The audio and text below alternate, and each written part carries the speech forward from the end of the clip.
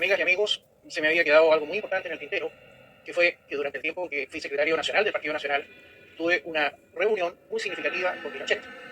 Y creo que es una historia que ustedes deben conocer porque permite entender bien toda lo que rodeaba a este señor en el plano militar, en el plano político y también en el plano familiar. En la década de los 80, yo era abogado de varias empresas y una de ellas me envió un conjunto de letras con una cuantía millonaria que estaban protestadas por no pago y me informó esta misma empresa que esas letras habían sido firmadas por el hijo del general Pinochet, para decir Augusto Pinochet Iriart, en representación de la Sociedad Metalurgia Nijasa Limitada. Como no era mi intención armar un escándalo con este tema, no se me pasó por la cabeza ir a la prensa, pero sí era mi interés el deudor pagar estas deudas. Y entonces, días después, me dirigí hacia el domicilio que figuraba en la letra del domicilio de la empresa, que estaba ubicado en la comuna de Maipú. Y era un sitio industrial que estaba rodeado por un muro perimetral y tenía un portón cerrado. Disculpe. Entonces observé hacia el interior y había una serie de galpones, pero estaba todo absolutamente abandonado.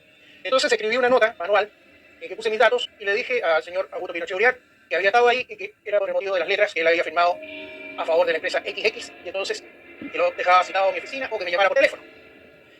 Y todo después, largos meses después, me llamó el abogado Guillermo Bruna Contreras y me preguntó si yo tenía las letras del señor Augusto Pinochet. No hizo referencia si eran del padre o del hijo, pero entendí claramente que se refería a las del hijo y le dije que era efectivo.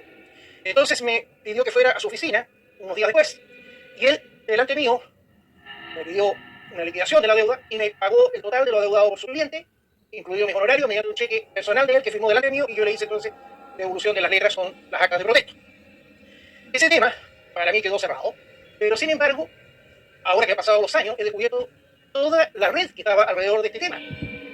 Cuando se investigó el tema de las cuentas que tenía Augusto Pinochet Ugarte en el Banco Reitz, salió a la luz lo siguiente: que en el año 1984, o sea, en el mismo año en que pasó lo que les señalé anteriormente, se había firmado un convenio secreto ante el abogado Guillermo Bruna Contreras, suscrito por Augusto Pinochet Iriart y un señor Eduardo Leroy Vicuña.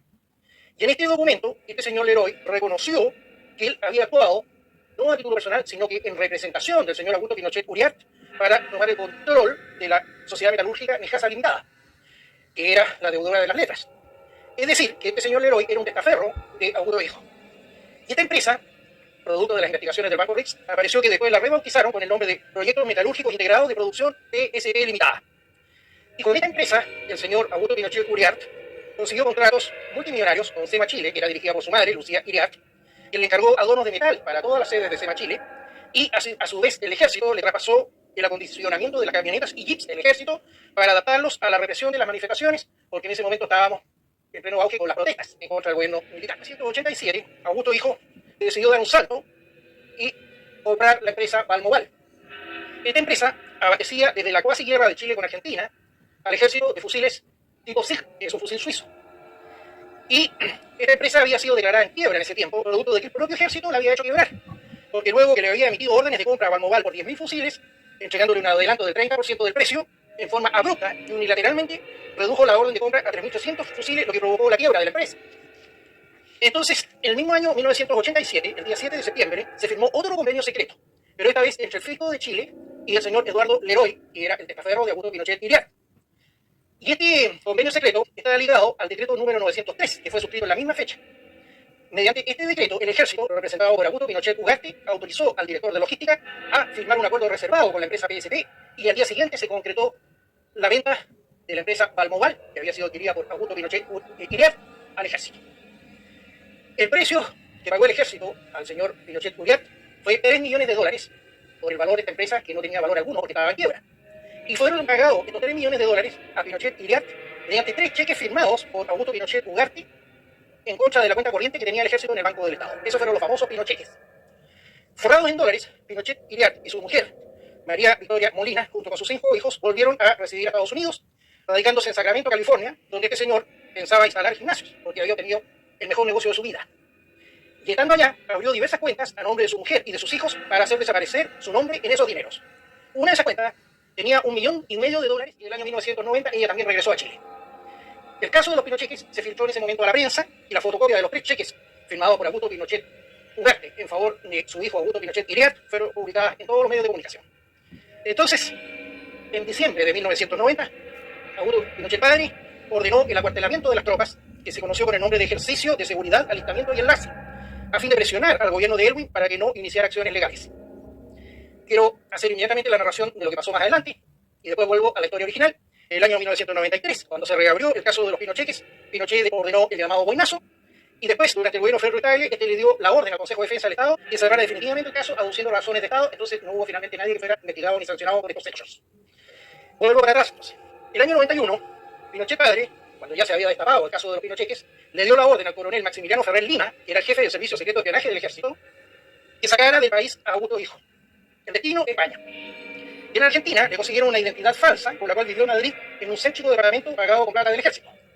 Incluso existe en internet un cassette en que Augusto Hijo graba en Madrid, lo graba en Madrid, y se lo envía al padre reclamando porque lo tenía prácticamente como prisionero allá en esa ciudad. En esta parte, Luis Emilio Maluenda Urmeneta diría cosas como que un miembro de la familia Pinochet sufriría una agresión según él, cosa que omitiré por respeto a la supuesta víctima y a la supuesta victimaria. Después continuaría hablando sobre que junto al casi extinto Partido Nacional, en 1993 tendría un tenso encuentro con el entonces comandante en jefe del ejército, donde leería la mente de Pinochet como si se tratara de un sociólogo. Oye, ya es de mañana y no llegan mis papás. No te preocupes, el señor Hodge está cuidándolos. ¡Ah! ¡No toquen mis cosas! Sí, esto no es el albergue. Mira, los Pinocheques fueron intensamente investigados por una comisión de la Cámara, que finalmente emitió un dictamen diciendo que había sido un negocio conveniente para el ejército. Yo reconozco que no era presentable que el hijo del comandante jefe obtuviera una comisión como la que obtuvo, pero la Cámara examinó el negocio exhaustivamente. Yo leí todas las sesiones que salían publicadas en el Diario de la Nación en ese tiempo. Eran sesiones larguísimas, donde se interrogaba a todos los oficiales que habían intervenido, y la conclusión de la comisión investigadora de la Cámara fue que el negocio había sido conveniente para el ejército. Lo objetable fue que el hijo del comandante jefe recibiera una comisión por la venta de una empresa. Alejandro Matus, un caso de corrupción que ya entrado en la década de los 90, no toca el corazón directo de la familia Pinochet. ¿Qué pudiste indagar en tu investigación? Bueno, el caso Rix de todo el mundo de conocimiento público.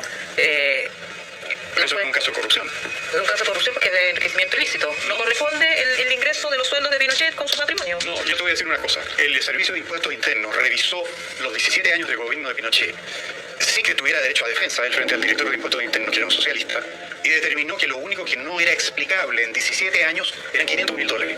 $500.000 eran los que se llevaban en sobre con billetes los ministros y el presidente de la Concertación desde Elwin en adelante cada 2 meses. En 17 años fue lo único que no pudieron explicar porque no se le permitió, no se explicó. Eso está publicado en el diario La Tercera. Tengo que hacer una querella sobre eso. Juicio en Chile, donde se incautaron las cuentas, se congelaron los bienes de Pinochet y que solo se extinguió por la muerte de Pinochet. La familia fue absuelta y por lo tanto ahora los bienes están en poder de la familia, básicamente. No, hay $2 millones embargados. 2 millones que se los están devolviendo en el pago de contribuciones que el tribunal autoriza descontar de ese dinero. dinero. Pagar las contribuciones de los bienes raíces, le tiene que pedir al tribunal que levante el embargo. Por eso, Eso es toda la fortuna de Pinochet. En lo que respecta a Luis Emilio Maluenda Urmeneta, si los pinocheques son una muy buena razón para acusar a Pinochet, ¿por qué la izquierda no se aprovechó de esto? ¿Por qué tú sabes algo que la izquierda nunca siguió investigando? ¿Por qué recién, después de 30 años, revelas esto? ¿Por qué no menciona los nombres de las empresas X?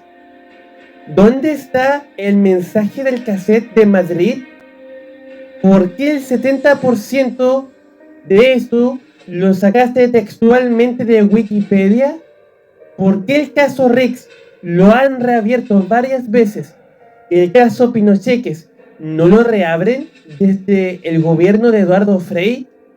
¿No era 2004 el momento perfecto para que el entonces presidente Ricardo Lagos resucitara el caso Pinocheques para así atacar a Pinochet con el Rix por un frente y el Pinocheques por un segundo frente para combatir con todo a Pinochet y su familia? ¿Por qué la izquierda dejaría pasar esta mega oportunidad? ¿Por qué si el poder parlamentario es independiente del poder ejecutivo, la Cámara de Diputados no volvió a hacer más comisiones investigadoras durante la década de los 2000. ¿Acaso la izquierda es tonta? En el libro Historia de la Revolución Militar Chilena de Hermógenes Pérez de Arce del año 2018, páginas 769 y 770, dice lo siguiente: después de terminado su gobierno, se le acusó de influir para que el ejército adquiriera una fábrica de armamento, cosa que se hizo, a raíz de lo cual recibió una comisión de $3 millones el hijo mayor del general Pinochet, Augusto. Fue el episodio conocido como de los Pinocheques. Entonces la Cámara de Diputados nombró una comisión investigadora, cuya conclusión fue que la adquisición había sido ventajosa para el ejército, sin objetar la comisión pagada. Hay que admitir que hubo, en la intervención de un familiar tan cercano al entonces comandante en jefe, una falta de delicadeza, pero no se acreditó dolo ni perjuicio fiscal. Recordemos que el negocio del cual surgió el caso Pinocheques tomó lugar en los últimos años del gobierno militar, en 1987. Ahí sería cuando Augusto Pinochet, hijo y padre, obtendrían los $3 millones. Ahora nos trasladaremos al año 2005, gobierno de Ricardo Lagos. En la siguiente página agrega: a raíz de saberse que mantenía una cuenta en el Banco Rix de Washington, el régimen socialista se lanzó en picada para tratar de demostrar que el gobierno presidido por el general había sido corrupto. El director socialista de impuestos internos evacuó entonces una completa liquidación de los supuestos ingresos declarados y no declarados de aquel. Pero la primera gran sorpresa que derivó de ahí fue que en todo su gobierno, entre 1973 y 1990, él aparecía recibiendo en total $544,000, más que lo declarado, pues la cuenta del Rix fue abierta bastante después de que dejó el gobierno. ¿Qué gobernante corrupto, dotado de amplísimos poderes, se va a conformar con rapiñar poco más de $1 millón mensuales del erario para llevárselos a casa? Por las lagunas de huecos argumentales y por la contundente refutación, considero que Luis Emilio Maluenda Urmeneta es un deshonesto, farsante, charlatán, calumniador, injuriador y mentiroso. Para más información, vean mi video completo, el documental La fortuna de Pinochet, el caso Rix y otros, parte 1, La tormenta de 2004 se cierne. El link estará en la descripción. Doy mi autorización para que descarguen este video, con la única condición de que me lo acrediten en la descripción. No olviden dar me gusta, compartir y suscribirse al canal del Jabalí Dunedain. Nos vemos en la próxima vez.